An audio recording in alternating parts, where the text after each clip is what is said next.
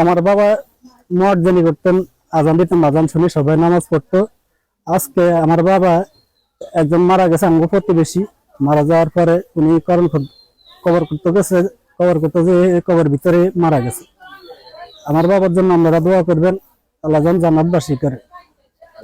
জমিরুদ্দিন আলী ভাইয়ের হাসিম কাকুয়ে অন্তত 100-125 কবর করছে তার বয়সে।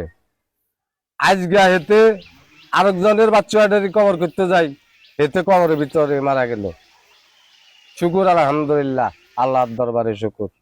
হাসিম চাচা, উনি আমরা ছোটকাল থেকে দেখতেছি, দীর্ঘদিন যাবৎ উনি বিনা পয়সায়, বিনা টাকায় মানুষের কবর খুঁড়তেন, কোনো টাকা পয়সা নিতেন না, এবং কি উনি আমাদের সোহেলবাড়ি জামে মসজিদের মুয়াজ্জিনি করতেন।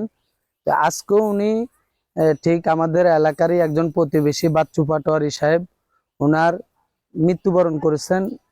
ওনার কবর খুঁড়তেই আমাদের এই হাসিম জ্যাঠা আজকে কবর খুঁড়তে আসছেন, কবরও খুঁড়ছেন, কিন্তু কবর খোঁড়ার শেষ পর্যায়ে উনি এই কবরেরতেই উনি ঢলে পড়ে মারা গেছেন। 5 মিনিট আগে 19 একসাথে আমরা 7 আপ খাইছি। যে 7 আপ খাইতেছি, উনি বলছে যে একটু একটা কিছু আনতেছি, আনি 7 আপ খাইয়া উনি মাত্র এই কবরে নামছে, যে মানে সমান করতেছে আর কি কবরটা, যে আমি ঠিক করে দিই, তোরা উঠি যা। তা আমরা উঠে গেছি, উনি ঠিক করতেছে। ঠিক অবস্থায় মানে উনি দেখলাম 3টা নিঃশ্বাস নিল লগে লগে। ছিলাম আমি একসাথে, উনি নিচে আমরা উপরে দাঁড়ায় আছি আর কি। দাঁড়া অবস্থায় উনি দেখলাম 3টা ইয়া নিল আর কি।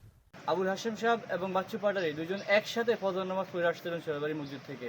তাহলে আমরা আল্লাহ তাআলার কাছে এই প্রত্যাশা করি এবং দেশবাসীর কাছে দোয়া চাই, আল্লাহ তাআলা যেন তাদের দুবইকে ব্যস্তবসী করে, আর আমাদেরকে এবং ওনাদের পরিবারকে যাতে শোক সইবার মতো ধৈর্য দেন।